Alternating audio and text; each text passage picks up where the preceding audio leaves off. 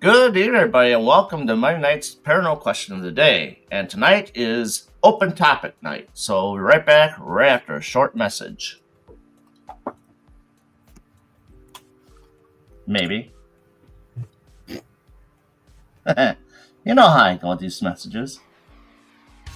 Hey everyone, and welcome to Paranormal Question of the Day. We do live podcasts with live guests, live paranormal investigations as well.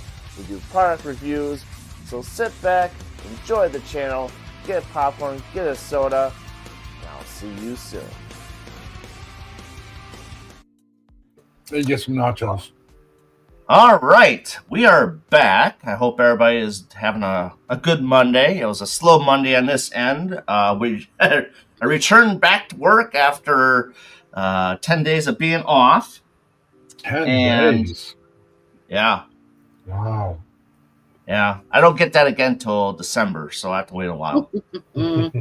Gotcha. So, and all my vacations used up, so I don't get that back until the 1st of October. Oh, man. Ouch. Wow.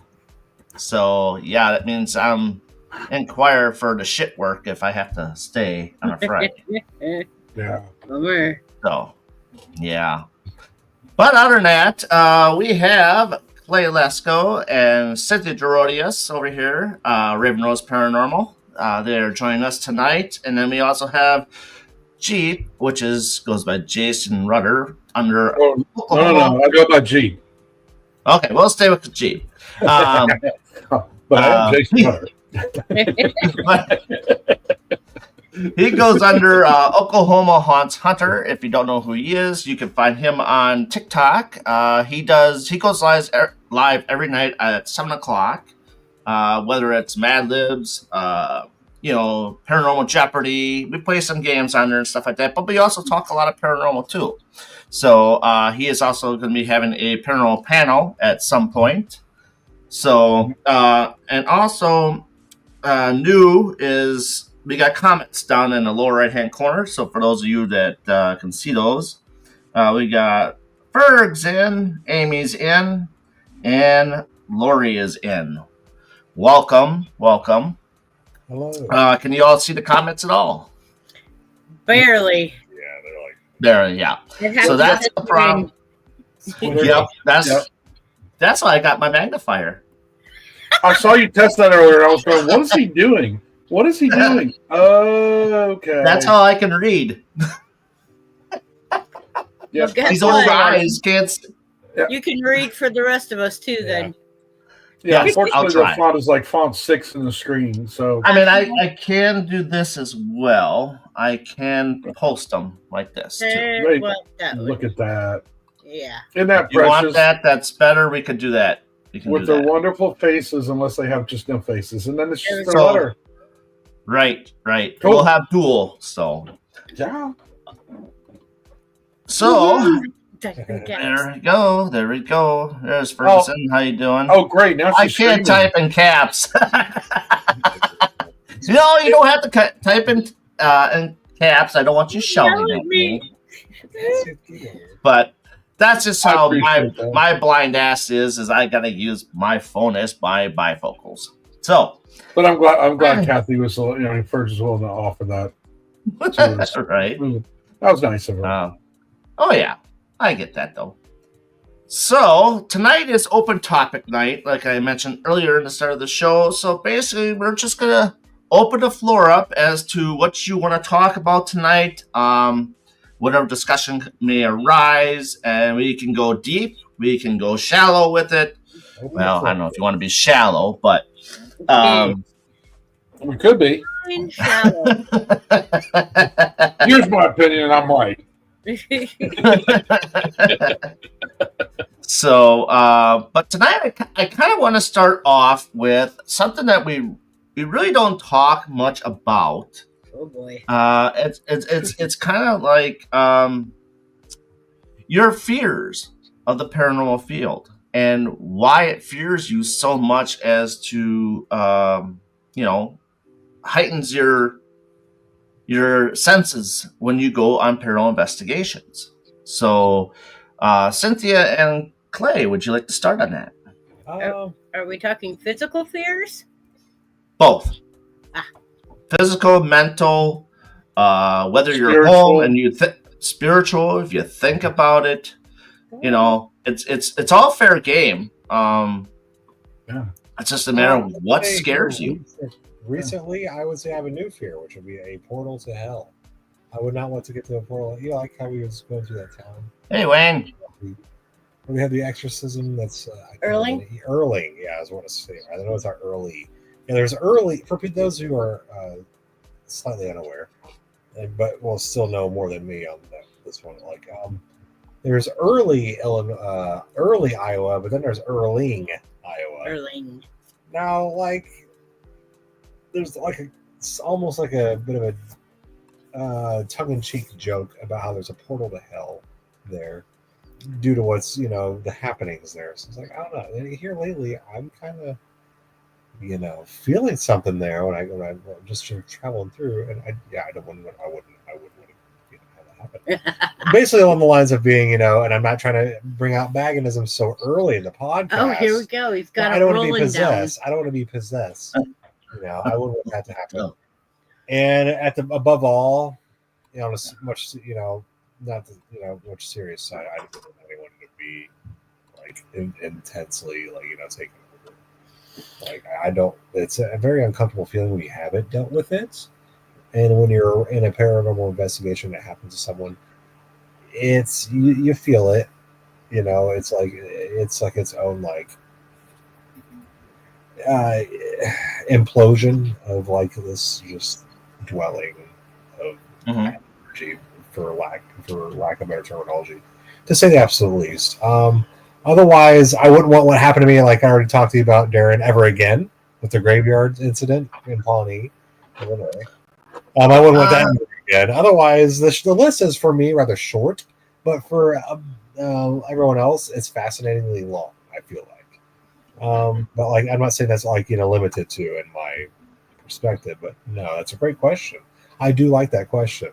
But yeah, I'd say that would be a nice tip of the iceberg for what I feel would be fears and just the paranormal. So to put a little background behind that, Erling, Iowa is the site of a 1950s exorcism. There's so much known but yet not to interrupt you, but because the names and how they're trying to track down, and they're almost desperate, this drastically different people that are somewhat involved. Sorry to interrupt you, but yeah. So it excites me to hear about it because I'm so close to it now. I'm now in the vicinity of it, feels like, as opposed to being so far away. It's the exorcism of Emma Schmidt. So it's actually one of the stories behind The Exorcist that inspired The Exorcist, and one of the stories that also inspired the exorcism of Emily Rose. They just actually did a new movie called The Ritual. It's the new Al Pacino movie. Okay. And that movie, The Ritual, is based on that exorcism in Erling, Iowa. Where's that available on? It's on Fandango. I think it's on Max, if you have HBO Max. It just got out of theaters pretty recently, so I'll have to see that. Yep. It's it looks fairly interesting. I have it. I have not watched it yet, but I do have it. So I am interested to actually see where they go with that story. Again, like Clay said, there's a lot to it that's speculation, a lot to it that they're still searching for the history on, but legend and lore has it that that's what happened there. So that's a little interesting tidbit about Iowa. For myself, biggest fears, one of mine is I'm very claustrophobic. So putting me in the dark in a small room is not usually a hugely smart idea for me, because then my head tends to get the best of me. But But as in spiritual fears and things, I don't know. I haven't encountered anything really like intensely nasty that I'm scared of as per se. I do have concerns. I have concerns about the ways that para entertainment and stuff is making things out so that people think that this is a cool trend to do now. And so they don't go into it with as much research and knowledge as they should. Mm-hmm. You know, they just go full bore into, oh, hey, let's go into this cemetery or let's go into this house and see what we get. But yet, when they do get something or when they do have something happen, then they're ill-equipped to handle it. You know, and that is one of my other fears, is because, you know, you've got so many people now that think that this is a trendy thing to do, that those of us that are actually out there doing it and have been doing it for quite a while have to kind of turn around and fix, you know, what everybody else does. Damage repair. Yeah. Well, I see a lot on TikTok as well. I mean, Jeep is too, I'm sure. I mean, I've commented on a guy that who was investigating these locations, and it's almost like a game to them. It is. Like let's do this, let's do that, and let's do all these challenges. I'm like, dude, what you're doing is not cool, you know. You give me so many stars, you give me so many gifts, and I'll go do this. And you see the literal version of like fools rush in, like everyone just like in that sense, like you were speaking of, Darren. You just see them just kind of, you know, want to just like you could be setting equipment even, and they just and they all want to use demon as their go-to term for everything. Mm-hmm.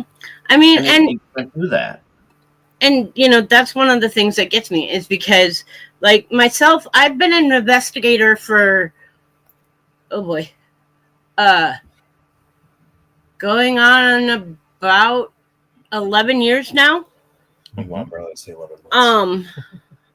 And I've had a team for 2018, about 7 years, almost going on 8 years. And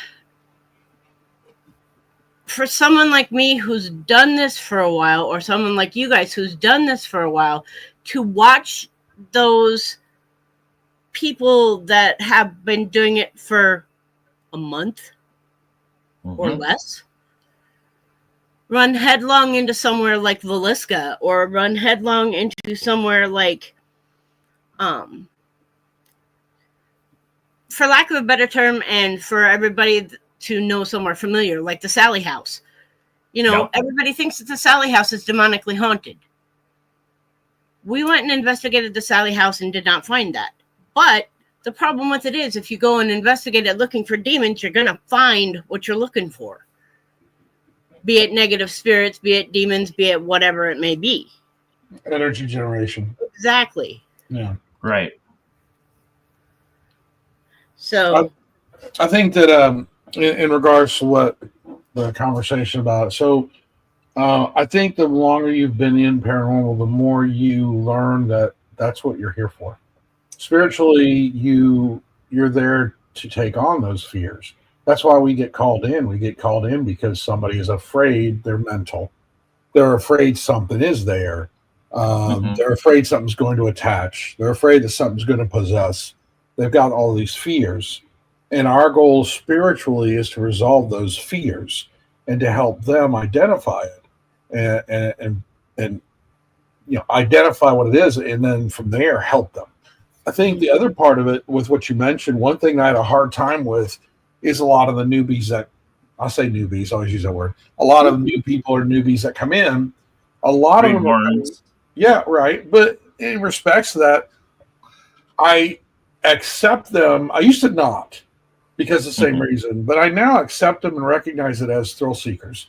A lot of the newer you are, the more you're fascinated by reaction and things that occur, as opposed to identifying and discovering what's going on. Exactly. And so So a lot of times you do get that situation where that person goes in and they go, "Oh, I can't wait to see it," Right. and they do get stuck. It's like you have to be prepared. You have to understand there's more sometimes. Not every time. In fact, very rarely do you come across an evil entity that's at that level of demonic, as they would as it said. So there's a level of it where you have to be ready. I mean, that's just the Right. reality of things. And if you're not, you walk in, you're a new person walking in. The only way you're going to experience stuff and learn about it is trial by fire, which is risky. Mm-hmm. It can be in certain ways, yes. Depending on the location, yes, it can be risky. It can Well, be. Can be. And Yeah. Wayne has a point in here where he says these are people that were alive at one time, and now the word demon is being thrown at them. Right. You know, it's just like a lot of the people that I work with and collab with and investigate with will turn around and tell you, yes, there are nasty spirits. Yes, there are mean spirits. Normally for me, what one of my beliefs is that if you are a mean and nasty person when you are alive, you're going to be a mean and nasty person after. You don't change. Well, you also have to consider the fact if you jump into those situations and you immediately associate them to negative, you don't know the reason why they're being the way they are. Yep. And so you can make them multiply their negativity because you ticked them off. Yep. And getting back to what you were saying just a moment ago, Jason, with people to new people kind of going in and be like, all right, I'm gonna go and see this. I'm gonna we're gonna do this. Is this how it's gonna go? It's I don't want to use the term to this exact extent, but there's this. Some people have this self-righteousness, and they go and it's like, all right, I'm gonna be above. I'm gonna be the one that's better than all y'all. I'm gonna be above top. I'm gonna come out with just the stuff. I'm gonna be the one that's gonna be seen, with all just. Mm-hmm. Ghost the capital G stuff. Yeah. Kind of like what I mentioned. Somebody wanted to take out a certain ghost at a certain location. Yeah. Yeah. Yeah. I mean, a certain spirit at a certain location. Yeah. It's you see that even, and that's surprising, and yet you got to learn to handle it. You do because we're going to see a lot of it. Mm-hmm. Well, I'll tell you a crazy story. So there's an old hospital. A lot of the evidence I've collected over the last few years have been at this location. They don't allow people in the tour anymore. So one of the tours that the previous group I was with was leading, two guys came in and they said, "Oh, we want to learn all about this." And they're like, "Okay." So they came in and they kept carrying a jar around with them. And so, every break, I'd hear the two people that were leading that group go, "I don't know what they're doing. What are they doing? What is going on?" And put a spirit in a jar. They were trying to catch a spirit in a jar. Is this Zelda? Am I playing Zelda 64? Am I catching Poe in a jar? I don't know. Okay, so I actually have pardon me. an orb in a jar that a friend of mine that is a fellow investigator made. It's a little styrofoam ball in a jar. Yeah, but they're talking about taking a spirit out of the hospital. Maybe I can't Because knock they caught try it. it. Maybe I can't Wait. knock it, Well, part of that Maybe I though turn is the You're welcome to try. You're welcome to try whatever, right? But part of that one is though, and as funny as that is, part of that one is there are other shows on yes, there are. and Yes. Trying to use mirrors. Yes. that build things Yes. Uh-huh. to take spirits out, and it's like no, not I how that know- works. I know the group. I've Mhm, actually talked with them before they actually got so popular. mhm. I kind of wonder if it's the same group. In a way, I kind of wonder. First of all, there's the problem is there's this need to get attention or need to get their ratings and build their followers. The other part of it is I kind of wonder if they did that almost as buffoonery to say, yeah, we're going to try this knowing it's not going to happen. Possibly. I doubt it. I doubt it. I have my doubts. I doubt it. It is Yeah. possible. I mean, because they come up with some really cool stuff. I mean, Interesting, right? just the stuff that they can rig up Yeah. out of mirrors, teacups, anything Hey, they Chad. find in antique stores, whatever. Yeah. It's cool. Yeah. But But the problem with it is, with as cool as it is, and I've talked to these guys before too, so yeah, I think we're on the same page here. yeah. As cool as it is, people buy into that so Yes. easily, and they go for it so easily, and they're like, "Oh, it worked for them, so it'll work for us." Yeah.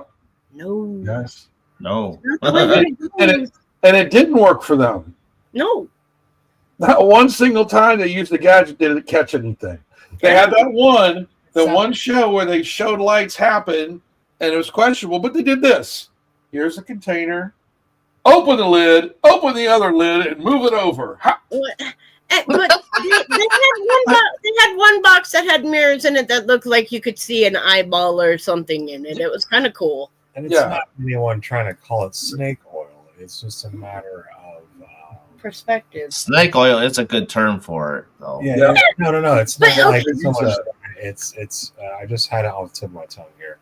Yep. It's the fact that it's not contoured for the cons.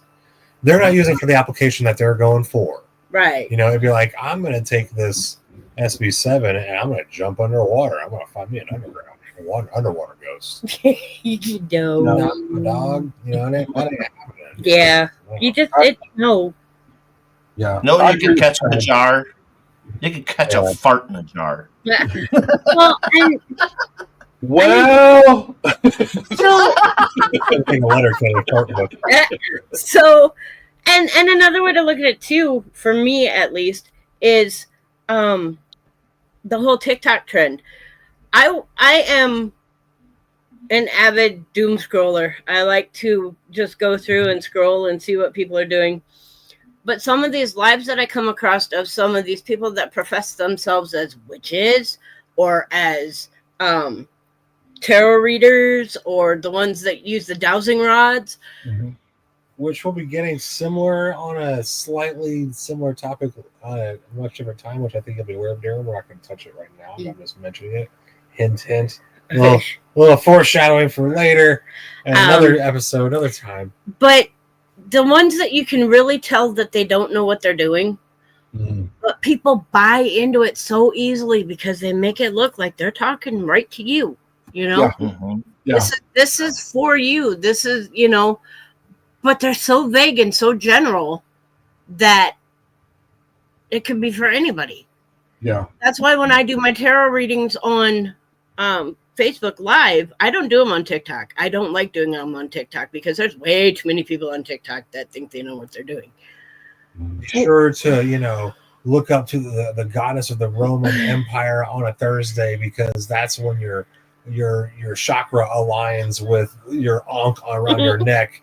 To and it's like where do you come up with all these this word salad's worth of spiritual stuff that just gets thrown around into the algorithm and just put on the top of everyone's algorithm on TikTok, and they scroll and death scroll away till their thumb rots apart.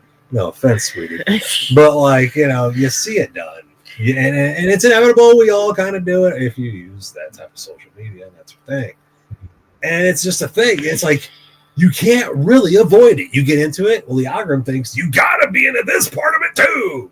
And it's like, oh, hold up here. So you gotta kind of I don't know.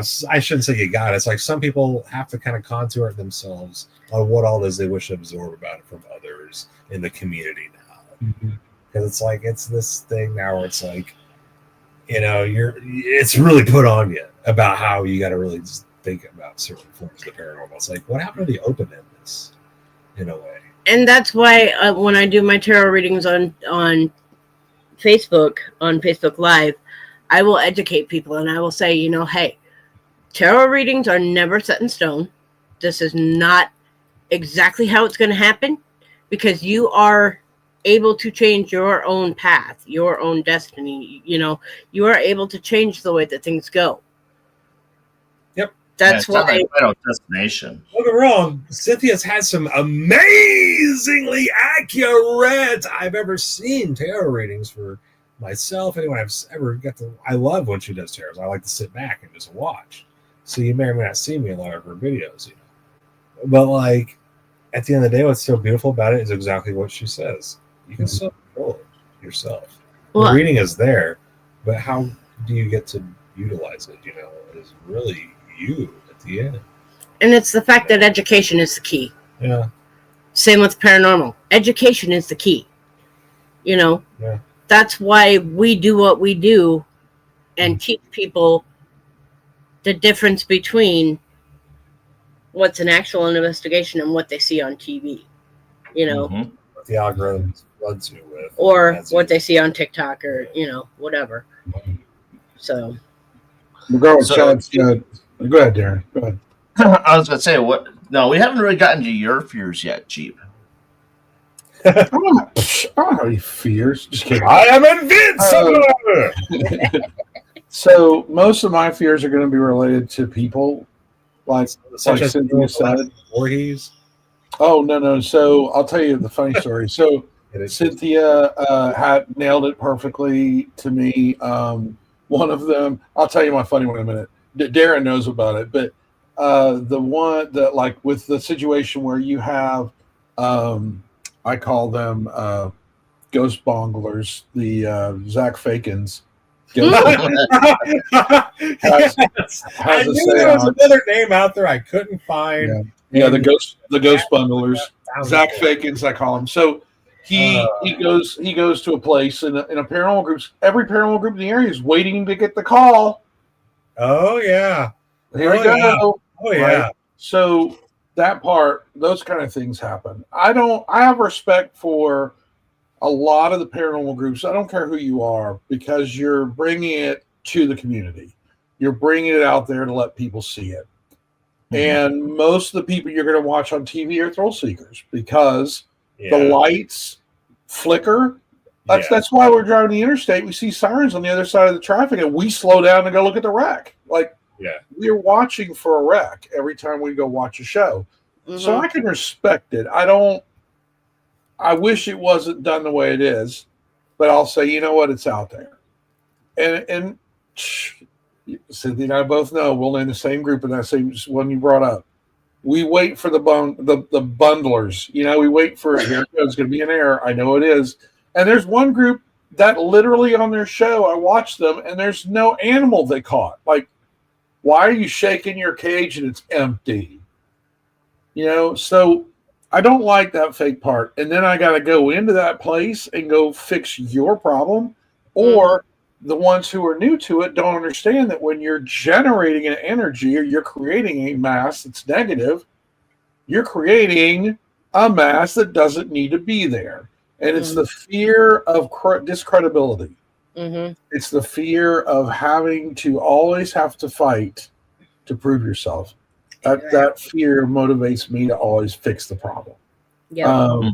But from a human being thing, it's running into a human being when you're investigating.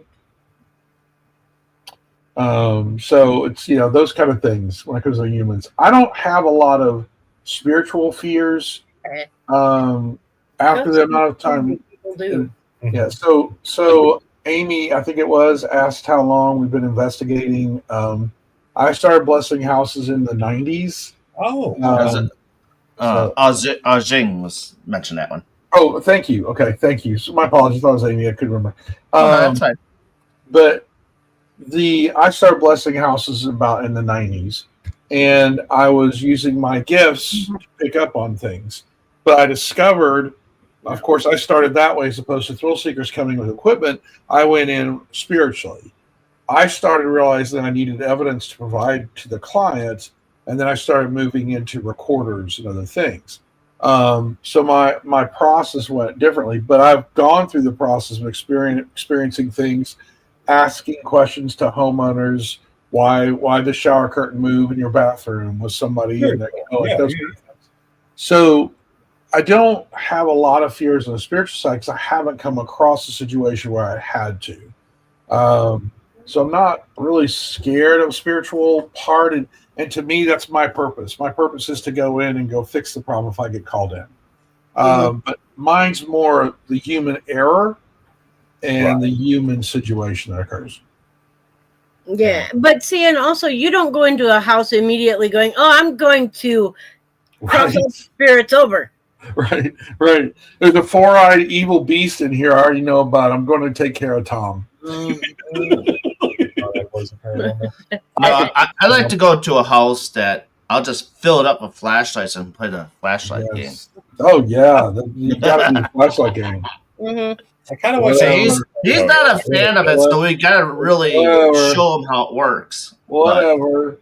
I will say, I'll blow your mind, Darren. I actually suggested to somebody that they need to do something live, and they need another piece of equipment to put down a flashlight.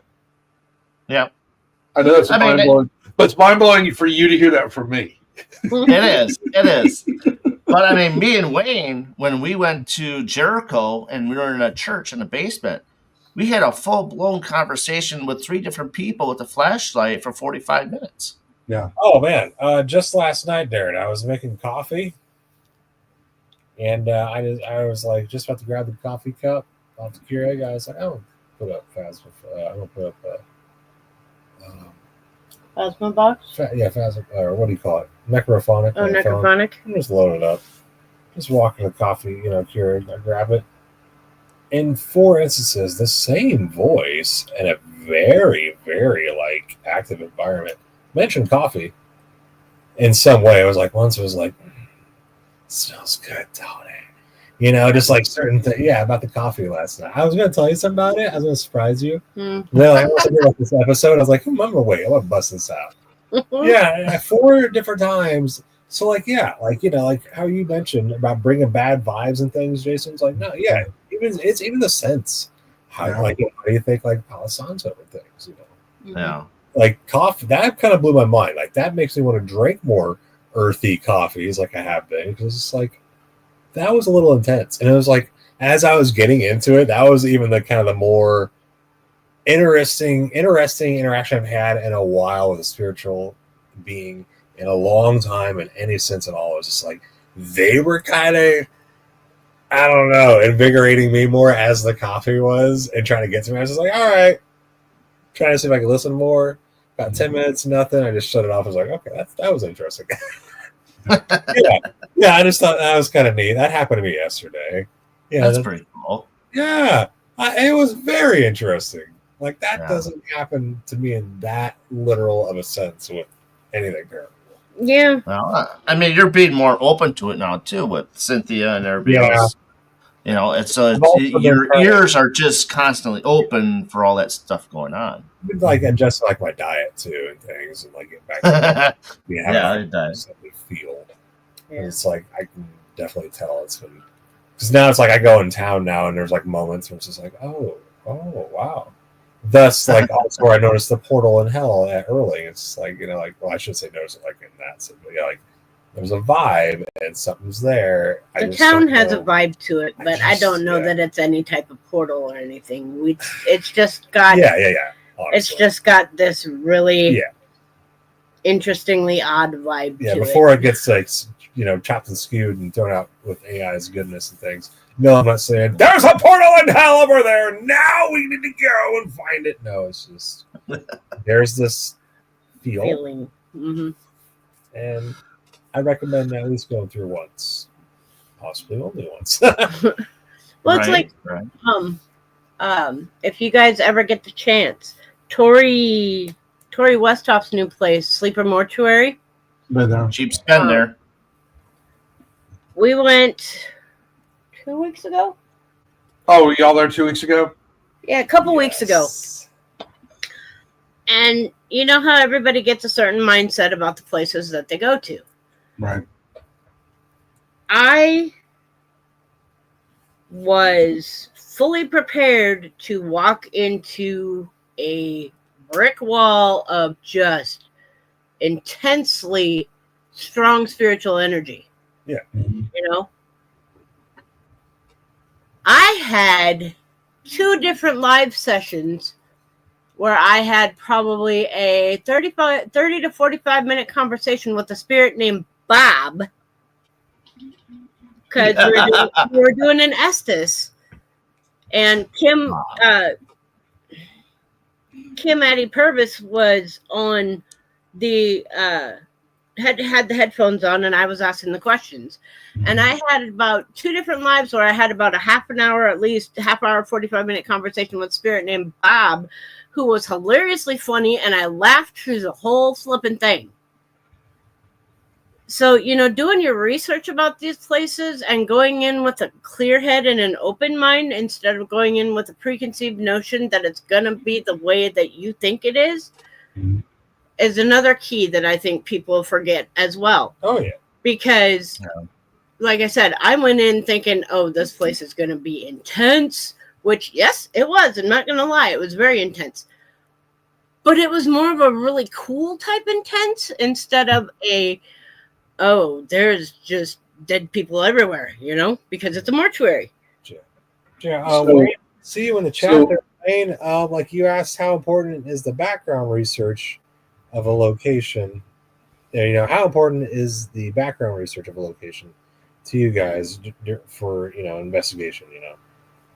Do you investigate? I do a little bit, but I like to go in with a fresh that's mind. more so up to you. That's kind of an open-ended question because well, let me. I'm gonna jump in. So on that sense, but I would say there's some places I've researched quite a bit. Some places I've had a lucky form of research per se, where it's I found kind of a video like that Roland took, not realizing it was Malvern.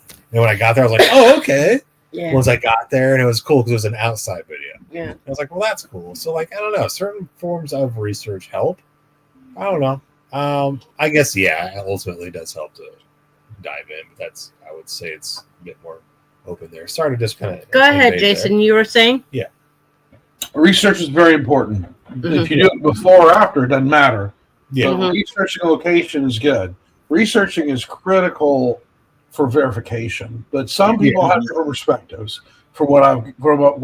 I do another show where we talk perspectives and angles, and I learn a lot about other people's philosophies to understand better different interpretations of what to do. And what I come across is some people believe that research is good to have in the front because when you walk in, you kind of have an idea. But there's another side of that, and that is don't know it, collect it, research to verify. And so I think research is important, but I don't think it necessarily has to be something you have to lean on the front end. Right. But I think it is important to do that kind of research. Right. Like Wayne says, he's asking such as names, deaths, anything like that. Right. So when we go to Edinburgh Manor or we go to Randolph County Infirmary or if we go to Malvern Manor, I have books that I have bought from a couple of people that have original death certificates in it, newspaper articles on their deaths, names and things like that. So yes, if I get a name at an investigation, I will go into those books after I get done with that investigation to see if that name corroborates with anything or correlates with anything. If it does, oh man, I am like a kid in a candy store. Yes, I would say that type of research is definitely a positive. Tori Westhoff. Yes. We are Malvern Manor, we are Edinburgh Manor, and we are Randolph County Infirmary. Yep. I kind of agree, Wayne, with your thing about getting the name Dan. One thing I want to suggest is trying to use a device that has more of a scanner, like an FM scanner, spirit boxes, or those things, to try to pick up on a last name or try to get more information to help you, because a lot of times I'll come across a common name, and depending on how I come across that name, it could be anything that uses common names. So getting a year, getting what president that was alive during the time that they were there, getting those kind of information to help you identify a year can help you find that person and verify it too. Because there's a lot of different places you can go to look to find different names out. Well, also too, when we were at the Baraboo Inn and we were sleeping in the upper part, I had a voice come and talking to my ear saying his name is Ben. That's cool. And I didn't know what that meant. And I'm waking up. I'm like, what the hell is this? Yeah. You know, and it was like found out it was a kid named Ben that lived upstairs in the brothel area because that's where the apartments are, the old brothel part. And I asked Shelly, I was like, "Do you remember Ben? Did anybody say anything about Ben? Because I don't remember anybody saying anything about the name Ben." And it's just like, Awesome. yeah, that's a kid that lived upstairs where you were sleeping. I'm like, That's really? So that's the first time that's ever happened to me like that. Very cool. That's cool, especially when you get it in there in your ear. Mm-hmm. Yeah. It freaked me out because nothing usually ever happens to me like Yes. that. Have you ever had like Hey, Tom. whether it's residual or anything else, like you're in an environment and Hey, the John. activity happens in your own ears and you're watching it happen in front of you? That's the most mind-boggling moment when you have these things happen. You're like, it's happening. Yeah. I can't deny it. It's doing it right here, right now. Like, it's crazy. You know, let the whisper, you know, yeah. Mhm. Yeah. These feelings. Yeah. So, go ahead. Oh, I was gonna say, you find some actual fun stuff too. Oh, You know, yeah. like with the Sleeper Mortuary and the whole Bob thing. I'm still trying to figure that one out because I want to know who this guy is because he's hilariously funny. Yeah. I had 2 people that were snoring away at like midnight, 1:00, and I told them, I said, go mess with them both and wake them up. And I get, no, they're sleeping. I'm like, yeah, they're sleeping. Go wake them up. Nah, shitheads. You know? So, yeah. That's funny. John, good thing I only have one ear. Yeah, so he's I know. sipping the one you can't hear. That's awesome.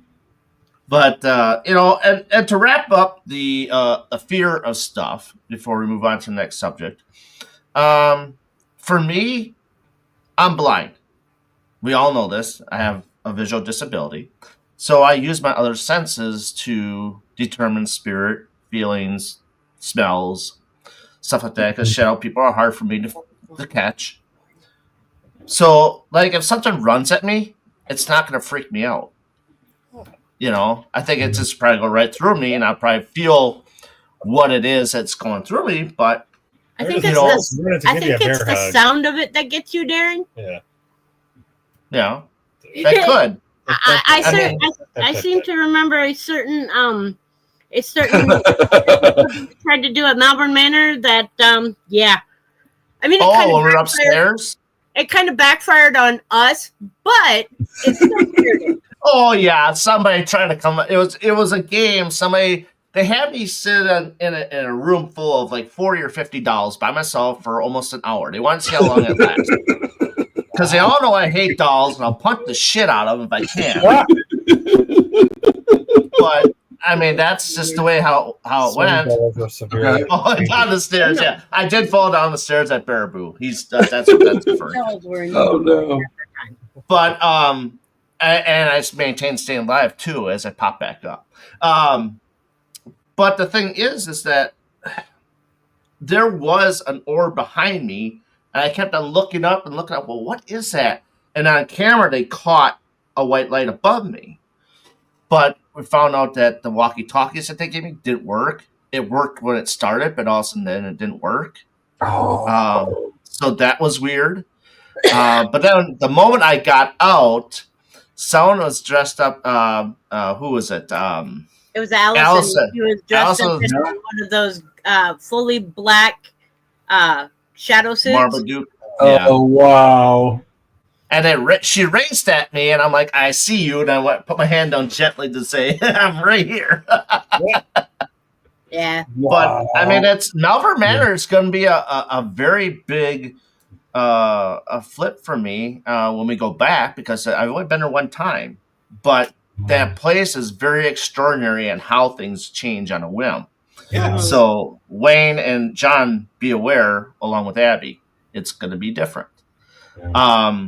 So that in itself kind of, it doesn't scare me, but the more of like my brain being like, so to speak, caught in a I'm just like standing there. Like I'm stone cold. I'm frozen. I can't do anything. Oh, fight or Oh flight. yeah. Yeah. That's Yes. kind of one of my fears, because it's like, now what do I do? You know, because it's like you're almost like in sleep paralysis in a way, but you just can't, you know. And then yes, falling down the stairs. That was let me tell you, I was live on TikTok when I did that. Oh no. no. And Yes. and I went down. I went the first 2 steps, and I caught my hand on the handle because there's a railing there, and I think my hand got caught. Yeah. And I went down 6 steps on my butt and my hip, but then at the bottom I popped right back up, and I'm gonna still stay live. No, But, I'm okay. Let's go. But it's like I'm bleeding in my arm. Didn't know it, and my hand was bleeding. But come to find out the next day that someone actually did die at the bottom of the stairs because they fell down the stairs. Yep. Oh. Yep. So I'm like, oh shit. And I'm like, don't tell Shelly I fell. You know? It's never happened. But yeah, those are kind of my fears there. So the next subject I kind of want to get into, unless someone wants to bring up a subject, is portals. I'm on the fence of portals because there's so much to go into a portal, and what makes of a portal, how long it's open for, how many spirits can come in, how many spirits go out. Do the spirits from the location step into that portal and go somewhere else, and something else exchanges its spot for a while? You know, that sort of thing. Sheep, let's start with you first on that one. So the other part you didn't cover was humans as portals. Okay. Thank you. Yeah, there's a portal is defined as a gateway or opening that allows entrance per se, exit. It allows through a dimension or other state. We'll just say it that way. The other realm, we'll say, or veil, like the veil stand. So in that process, I find more people trying to find an excuse that there's a portal than there are. There's way more people out there that tell you that there's portals places, and it's like, no. So I have a thing about every time I hear that word, I go, it's about as bad as a lot of people with the word orb. Portal and orb to me is about the same. I'm like, no. There are situations where you have them, and the group I used to be with accidentally came across one in somebody's closet, and we realized that they continued trying to invite or invoke something in that place, and you could feel the pulsation and the opening and the transition of what was there. There was something there that was causing that. Mm-hmm. That's one time in the 30 years, I'll say just like 15 years of equipment and, your ghost hunter type of investigation and research.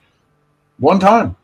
And I've been doing this a long time. And so every time I hear that, I'm like, I'll believe your word until I can prove otherwise. Right. But I respect people's opinions. I respect you telling me. But that's that side. The other side is the human portal.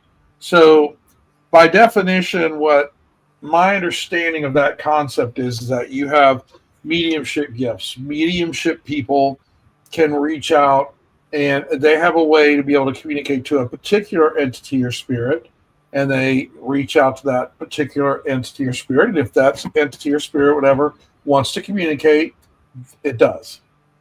If you are a portal, you're a doorway or a gateway that allows you to come in random. Bubba shows up, Billy Bob shows up, Mary Jane shows up, but you don't have that ability of channeling or directing yourself to communicate to a particular being. You're just this door that comes in and out of you as a human. I have a hard time with the human one because that's a new term for me, but I respect the definitions because definitions change. Mm-hmm. What different things do we use to create portals? there's multiple different aspects of it, but what is the main ones that you believe? Like we got scrying, right? You can use it as a portal. It can be. Ouija boards, you can use it as a portal. Yeah.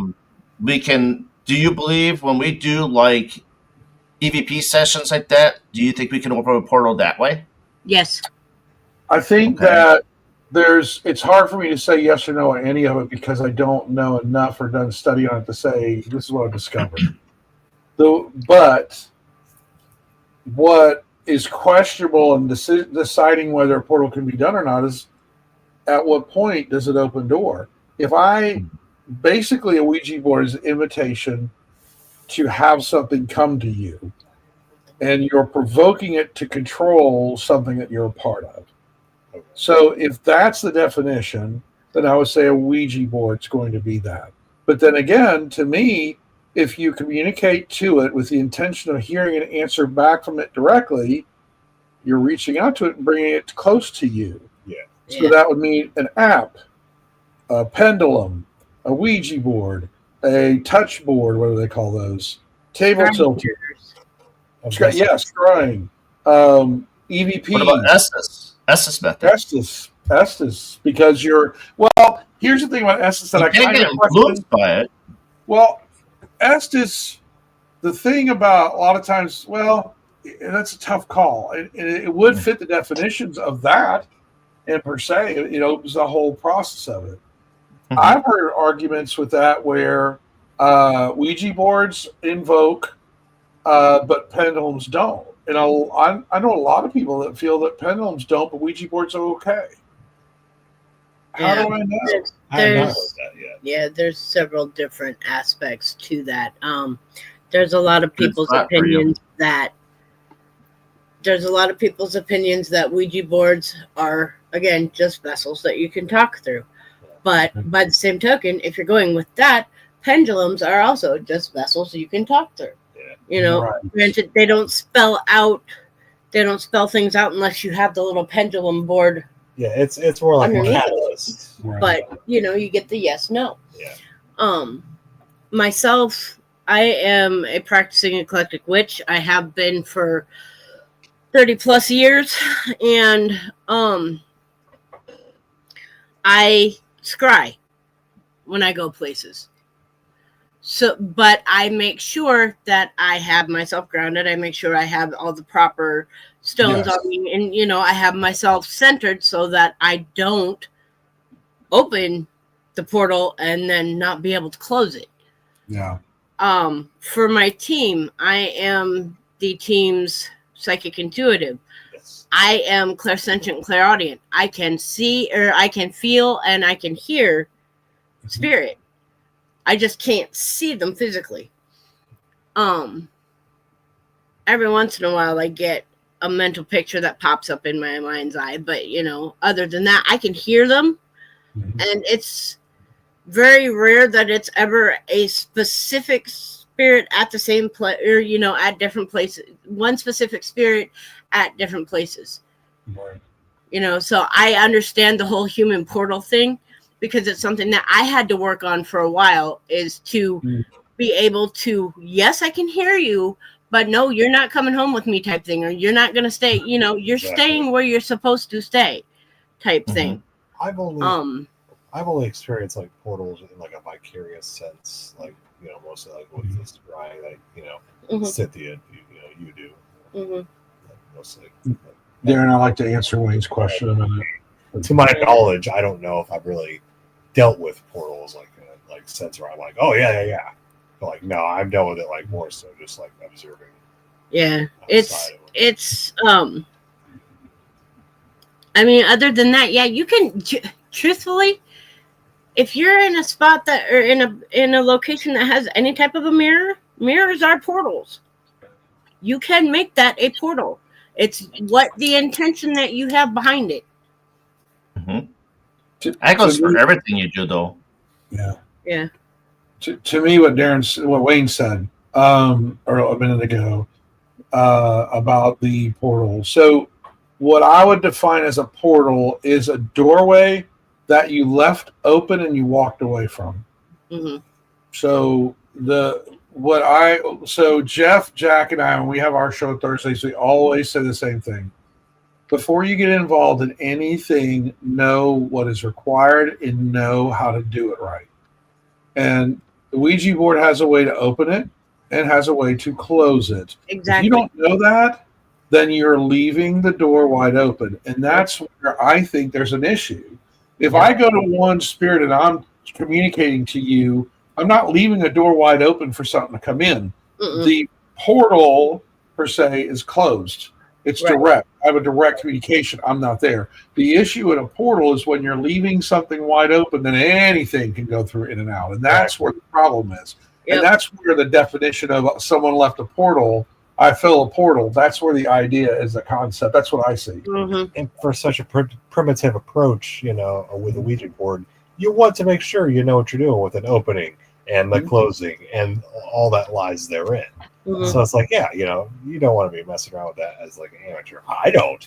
And I'm starting to buy some wonderful, Ouija's around me. I'm not touching that. And it's the same thing with the scrying mirror. You need to know how to open the session. You need to know how to close the session. Yeah. That way you're not leaving that option open for that to be left there. And a lot of people, again, the newer generation, they don't research that type of thing. They don't look into that type of thing. They just dive headfirst into it saying, oh, well, this is the way you do it. Look at the urban adventurers, right? It's the same principle. It's go in, check it out, look at this. And some people want, there's an excitement to share, just like I have an excitement to share evidence and share things. I'm not doing good at sharing evidence, but I have a desire to do the same thing, but they go in with that thrill. And like with what John said, with attachments, things that attach to objects or have an attraction or magnetism to them, thrill seekers don't think about the fact that the thing you picked up and stole from that location, by the way, it really likes it. Yeah, bring way more width than just what you are holding in your hand. Right, yeah. The hospital in Arkansas closed down because they were stealing fuses off of the antique fuse box. Someone stole a fuse out of the box. And they said, closed. So it's not even about like the fact that like they just ruined it for everybody. It's the fact that you're just willing to do that. And for someone, it is like of all that's there in the world, and that's what you chose to take. Well, see, the thing that he has a point about too is thrill seekers, as you called them, and which I agree with. I totally agree with. Thrill seekers don't care. No. They don't. They will, and I'm not saying all of them, but most of them. Not all of them, yeah. Most of them don't care. They will go into a location and, like, say we're in Waverly Hills and there's a book laying on the floor. Ooh, cool. Yoink. Yeah, and they'll walk out with it, Once the surge hits, then it begins, Yeah. Like, look out. And it's like, I want to take a haunted. And that's another thing that's becoming trendy lately is collecting all of these haunted objects and haunted dolls and everything like that. Buying little jars that you can wear on your neck that have pieces of the building. Here, I'll donate a fart in a jar. See how you do that. You watch, because I have a piece of Missouri State pen in my living room, so you be quiet. What piece? My body. I paid for it. Different sense. What you? I have a stone from a wall that they tore down. Yeah. Off of Missouri State Penitentiary. Right. I have a stone from the wall that they tore down. It was yes, I know which one you're talking about. That's cool. That's cool. I don't know. But I paid for it. I did not steal it. Right. And a lot of people don't think about it. They're just like, yeah, we're getting stuff in the windows. See. You now that you have that in the home, they're not a fan of you having that in the home. In the windows. See, that's what I'm trying to tell you. Yeah. We are actually having storms. There's a storm. storm. So if we need to, we may be hopping off of here quick. Okay. I don't think it's that bad, but well, to cap off the portal section. Now, this is for debate. A lot of times I hear Like, okay, how do you know this portal is active or it has opened? There's Yeah. usually a big loud noise that goes with it, and supposedly the house shakes, type of deal. What is your intake on that? And do you think that's just a myth? Don't forget that the Red Sea's part also, and But I guess you have to also keep in mind too, up to a point, we have to also leave that term, we have to leave that idea open ended for the cryptid world, because I guess I'm getting into like where Sasquatch will, what is that term? Smack or slap your house, or there's like yeah, it's almost like this like vibe wave that kind of Oh, per okay. se, and you get the smell of maybe some mint leaves, maybe some tea leaves, something like compost. You don't know, and there's this odd scent for a moment, maybe potpourri. Just like there's like Right. I don't know, like something that hits, and then you're gonna find like the runes per se out in the yard or whatever. Like what Sasquatch loves to leave behind. So I guess in a way with cryptids, there's that. However, I do get what you're saying. Yeah. Like, No. I mean, that's just one of those things. I've always heard it for the last few years now about a big sonic boom, and then yeah. all of a sudden there's Yeah. another boom when it closes, and it's actually closed. But it's like, how real is that? well, Does it actually happen? well, I've if never we heard say, go ahead, go ahead. You never heard it? I've never heard it. I would have. I feel like at this point, even like just being around scrying, no, it's completely no. It's you're the more all I'm hearing more so is the Estes method happening 4 feet away from me than I am anything else.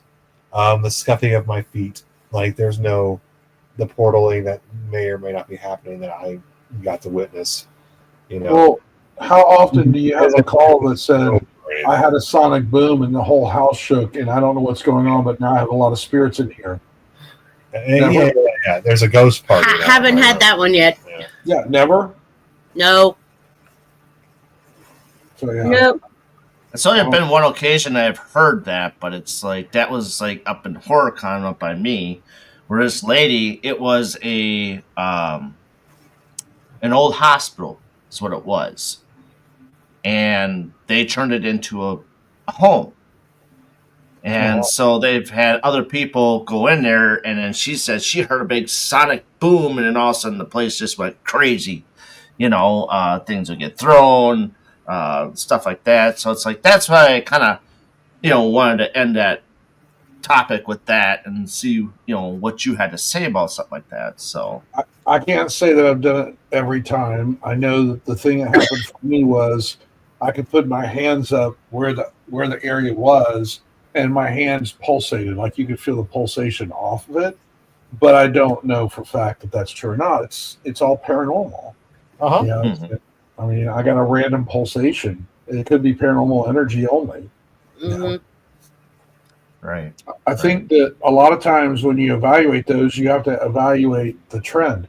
Okay, tell me more about what goes on in your place. When did this happen? When did this transition happen? Do you have multiple things or different activity going on you've never had before? Is it in multitude or does it randomly happen? And you start identifying a pattern and you'll figure out, wait a minute, this is sounding like something opened up right here and there's activity at this certain place. Yeah, Mhm. which is like the more like what seems like the more healthy, recommended approach for that. Yeah. Without using the term respectable approach. It's just like because it's like it's okay to be a skeptic to that. Analyzing the situation. Psychoanalyzing per se. Yeah. Why not? Why Yeah. not? You're there to do that. Why not? Mhm. So it's a little bit past 9 o'clock. I got one more piece of topic to go through. Past my bedtime, Darren. That's what happens to old folks. So depending on how, hopefully the storm is not too bad by you. It's not too bad yet. Okay. So there is also a lot of discussion that I see about certificates of the paranormal and teaching classes. You're Oh really, yeah, you're really gonna bring yeah. Wait, what? Okay, like at an expo. Certificates. People got certificates that you take in their class, and you charge X amount of dollars, and they give you a certificate and stuff like Yeah, that. yeah. So I think that's a bunch of hogwash bullshit. You've seen them. I know you have. You've Wait a seen minute. them. You can get certified? there's colleges that have You mean if I get a certificate that makes me an expert? there's colleges that have the degree. Yeah, I know. That's just so scary about it. Well, so parapsychology is a Right. major that you can take in college. That's respectable. Psychology. Yes, parapsychology. Mhm. But I have such an issue because in this field there are no experts. If they tell you they're an expert, you need to run the other way, because there is no, at this point in time, absolute physical 100% tangible, you can put your hands on this evidence and proof and everybody's going to believe it, to make anybody an expert. That's where snake oil is. No, I don't call it snake oil. They think they're doing a good thing, but they're very misinformed because of the fact that nobody ever knows exactly what they're doing. Sorry. Whether you've been doing this 2 years, whether you've been doing this 20 years. Yes, there are levels to paranormal investigators. You have newbies, you have seasoned. But there are no experts. Period. See, that's what the shows all say is experts. They're all experts in this and that and this and that. It's like, stop throwing out that word of experts. You have a paranormal show, you're a paranormal investigator, and leave it at that. This is a bottle. Mm-hmm. I can grab the bottle. Mm-hmm. I can turn the top. Mm-hmm. This is paranormal. Mm-hmm. Do you see anything? So how can I be an expert? No. And I mean, when I talk about educating people, my thing is, like, when we go to expos, we go to Paracons, or any place that we decide that we wanted to go and try and have a booth and kind of get ourselves out there and get ourselves acquainted with other people and things like that. When I say educate, I'm not talking get your pen and paper out, classwork, educate. I'm talking about, hey, this is what I have learned in my 11 plus years of being a paranormal investigator, and this is what I have experienced. Put it to use as you will. Keep these factors in mind. But the whole, I want to show you the difference between fake and obviously fake and what is. Right. But to have somebody turn around and go, "Oh, I'm going to teach you how to," no. Yeah, Right. it's like I'm, Cynthia teaches me and stuff all the time. In a way, I'm like teaching her every once in a while. Yeah. Mm-hmm. Right. I was having cups of coffee with ghosts, yesterday. Did not know that one. See, I'm hands-on. I had to be hands-on for me to learn how to do a lot of stuff. Hands-on, watch, observe, and go that route. But see, that's fine, and that's all fine and cool. But if you are going to actually put out classes and charge for people to learn in a field where people are constantly still learning, that's a little bit asinine to me. Yeah. That door is revolving because it changes like electronics change every 6 months. It's a constant change. Exactly. There's always new stuff coming out. There's always new ways of investigating. You got the newbies, the greenhorns, whatever you want to call them. they have different ideas, which are refreshing to see what they come up with, because I see a lot of different ideas and Yes. the way how they approach things is refreshing. But then you got those other percentage that it's like they don't know what the fuck they're doing. And where it's like, Exactly. electronics coming out, like you said, electronics will be very literal programming in itself too. Yeah. Paranormal is very open ended. It could be anything. You don't know. We don't know. That's It will go on forever. It will go on forever because there's every year there's 10, anywhere from 5 to 10 new locations popping up. All of a sudden now this place is haunted. Now all of a sudden this place is haunted. Like I don't get that. Like all of a sudden, why are all these places being opened up saying they're haunted? Because are they trying to make a fast, quick buck? And they know they can do it. Or the paranormal teams that sit there and go, "Oh, well, we'll get rid of everything in your house for $800." Yeah, charge them for investigating. Yeah, I cannot charge a person for me coming to your house to try and figure out what's going on in your house when I can't offer you solid guarantees that I'm going to find anything and be able to help you. I may ask for, if we're driving like great distances, I may ask for a donation for gas or that type of thing if they feel like it. But I'm not going to sit there and charge you $2,000, and I have seen groups out there that do charge up to $2,500 for them to come into your home, investigate it, and no. Whack. I'm going to go Wayne's question. I'm going to jump on that when you're ready. Go ahead. Have at it. Wayne, I'm going to walk you through some steps. I'm going to give you 2 scenarios of this because I always look at it. I don't ever judge. I listen and don't judge. I accept different things at work, but let me give you a perspective of a phone app. You're a developer. Someone comes to you and says, I need you to create this app that responds to something and tells me the words based on a response. So you're making the app have to give a word based on something changing. Now, in order for me to make this change, in order to make it result with something, I've got to do one of 2 things. I either have to take the code, I have to have something that's spinning wildly, like a spirit box that uses digital FM, digital radio maybe, or some kind of radio, and it just lets the words come up. So I have a scanner and it lists the words.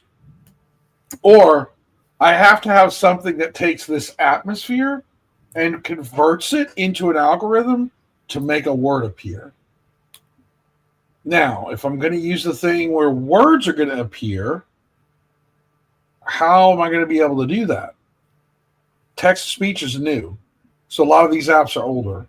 So to me, the devices that are out there, the only thing a developer could do would be to say, all right, something has to change in the phone to create the word. So if the barometric pressure goes up 2 points on the sensor, then I need to tell it to say a word. Okay, I'll say dog. That doesn't make any sense. How do I know that every single time it does that I hit dog? You know what? I'm going to randomize the word. So that's what they do. So what a lot of those PostScript apps do, Ghost Radar, Ghost Radio, the ones that just whoop and a word pops up, what they'll Word do, banks. is use word banks. The word bank ones, I have an issue with in general. I have a hard time even believing it legit. The other thing that some of them will do is they'll use geofencing. So you're in a certain area, you're at an old hospital that's known to be haunted, you get medical terms on your app all the time. So that's the other issue that can occur. So a lot of times people will go into airplane mode. Well, now your mic is still connected to your phone, so you're speaking and asking questions, and the app hears you and it gives you an answer back. There's so many places that an app can do wrong in regards to what it does because there's so much randomization. I'm going to step further. Go ahead. So is it? So you're saying and I also think this too is like, is the app reading our location where we're at and listening to our conversations to spit out a word that we're looking for? Because I can see a lot of Yeah. their jokes, or they come out with a word that doesn't pertain to the location, Right. but there are some that really do pertain, and it gets into a really good rhythm. Yeah. So, yes, what it does is it triggers. So, you have a change in a sensor, right? You have a change in temperature. Temperature, I don't think it's on the phones. I can't remember, but barometric, or you have EMF reading, and it goes up, and suddenly it tells the randomizer, "Spin the wheel, please," Mhm. and it shoves a word into your brain is thinking about a pencil. So the word red comes up, and you go, "Oh, found a red pencil." So your brain wants to associate it naturally because you're hoping for the best. Now, I'm not saying that's legit every time, but it makes it hard for me to do that. Now, I come from a Scrum Master position where I had to make sure the developers achieve their goals. I'm familiar with the process and thought process of coding. So the problem I have with apps is I can't go in to look at apps and look at their code. If I could justify what they're doing. Yeah. But that, so go ahead. I was going to go one more way. If you don't mind, let me go one more way. that I actually like using. So I'm going to go there. Necrophonic. One I like is Sono X10. I believe you actually listed them, Wayne. Necrophonic, and what was the other one he put in? It was Spirit Talker I use. Spirit Talker. Necrometer or Spirit Talker, yeah. I don't know about Spirit Talker exactly. I wish I knew more. I recently had it tell me, "Oh, upgrade this," and I went, "Why are you asking me to upgrade this when you shouldn't be asking me to upgrade anything at all for your app?" It wasn't upgrading the app; it was upgrading other things. And I'm like, "Wait a minute." However, I'm going to go into Necrophonic. The gentleman who created Necrophonic created another one, I think, called Signal. Spiritus. Signal. Yep. His name is what? Daniels or Keith? Weldon. Keith Weldon. Keith Weldon. Thank you. So Keith Weldon developed a lot of his things, and in his website, you can go there, and he talks about using digital radio. Mm-hmm. So what he does is he doesn't use a word bank in a lot of things unless you choose to filter to show the word. Mm-hmm. So they even say don't lean on transcend theory also. Mm-hmm. Don't lean on the word, lean on the sound. The word's there to help you. So what it does is it uses syllabic results. It comes back and it uses BR, TH, CH, CA. Mm-hmm. It uses syllables and the words are conjured together. Yep. To me, I respect that. The Sono X10 one that I like, it does a scanner. I will be blunt with you.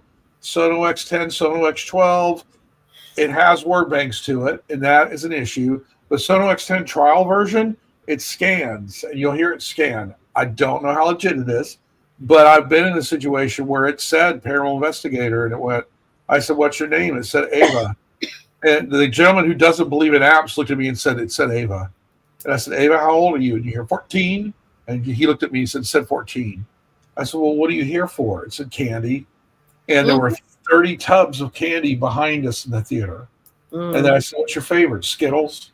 Like, it did it every time. Mm-hmm. And I've done that multiple times in different cases. Even live on TikTok, I had the people that are with me, and I said, "Can you say their names?" And it was saying the name that was showing up.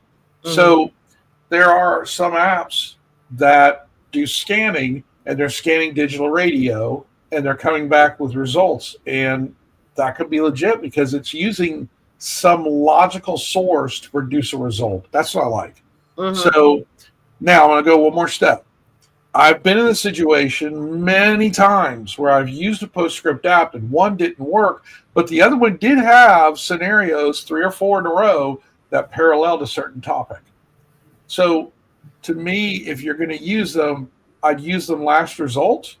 And I would say, let's find which one seems to get an answer that makes sense here for whatever reason. Yeah. That's kind of what I lean on.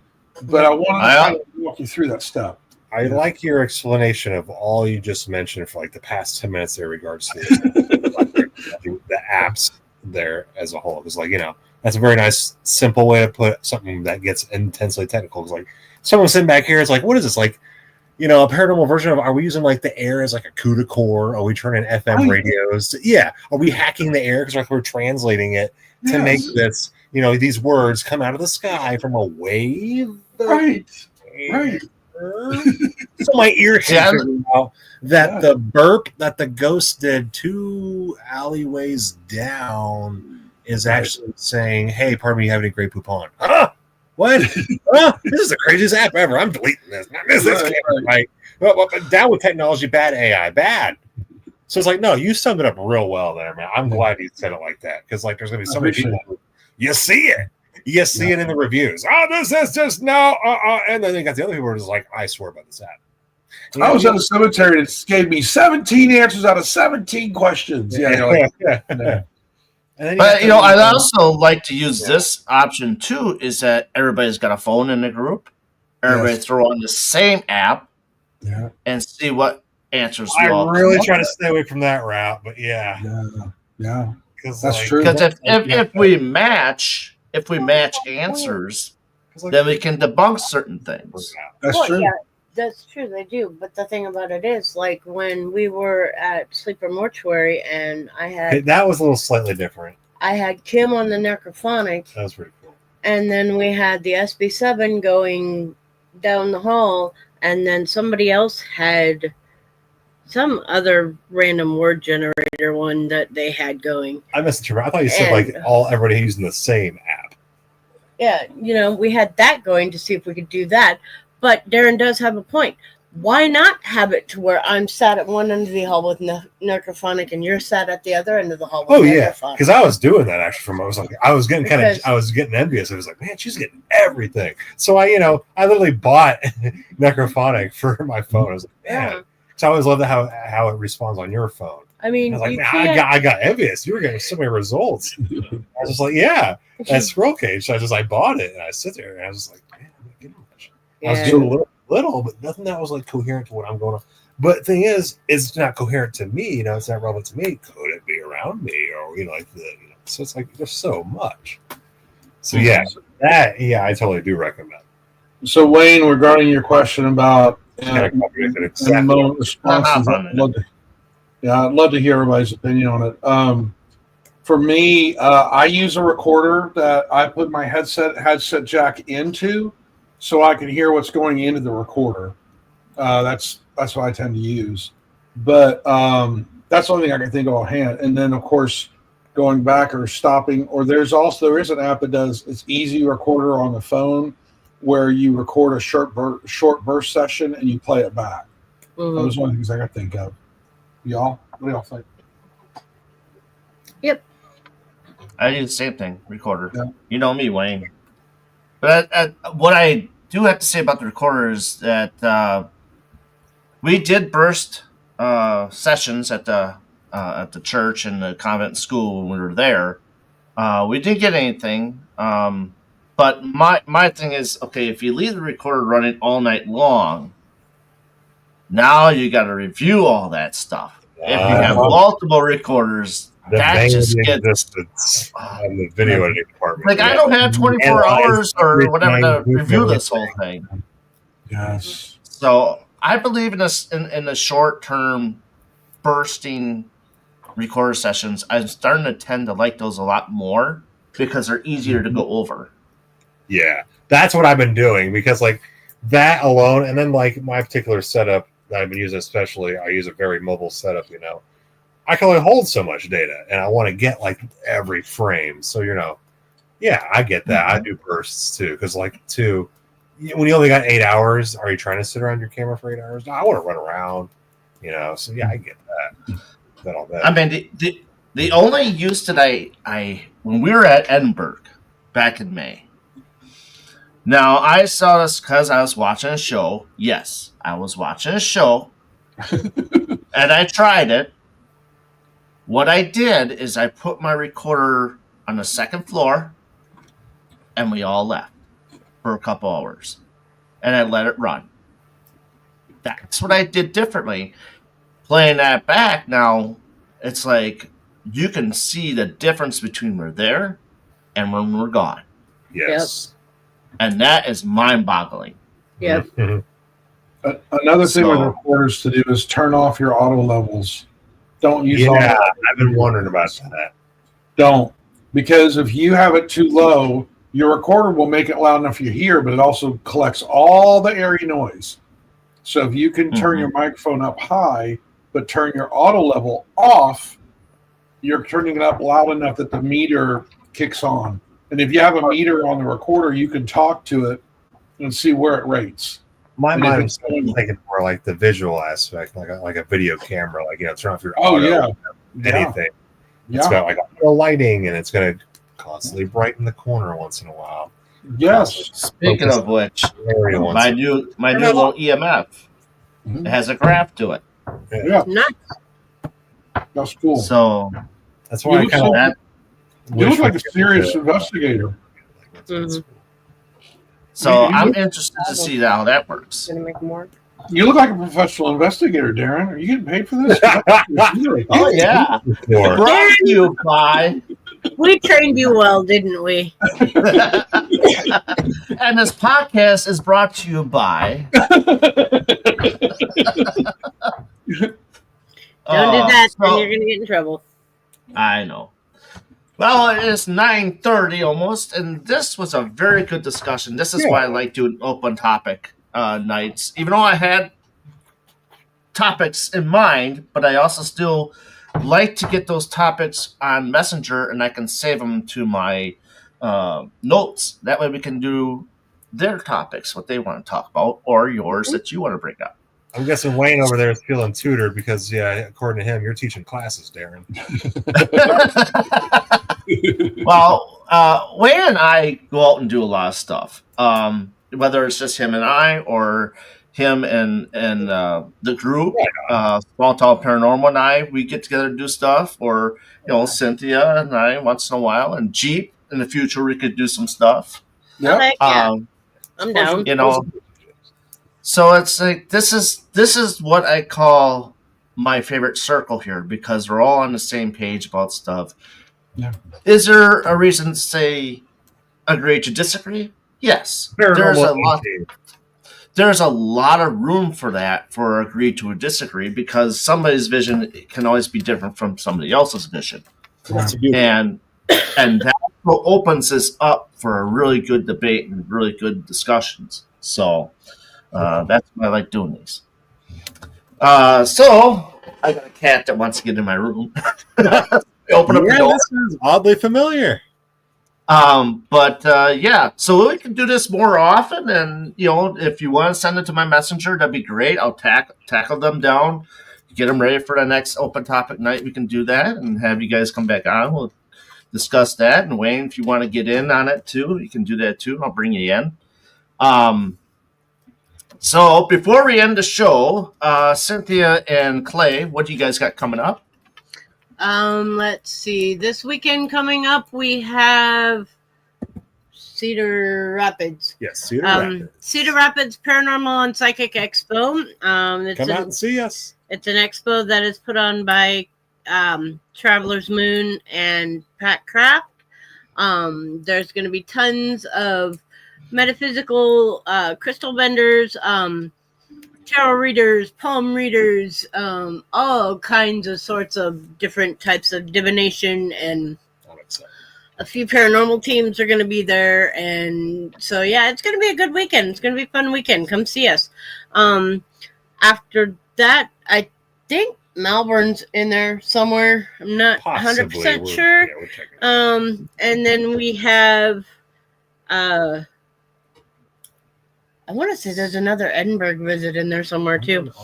And then we're doing Camber House in August.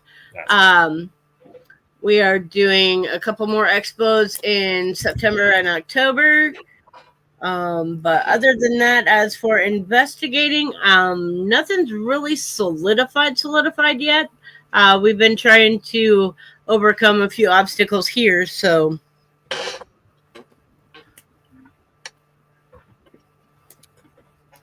Sorry, my cat. I was like, you disappeared on us. And then also, how can people get a hold of you guys at Raven Rose and stuff? Our main source of people being able to find us is on Facebook, Raven Rose Paranormal. We have our own page. If you want to find us on Instagram, it is at Raven Rose Paranormal.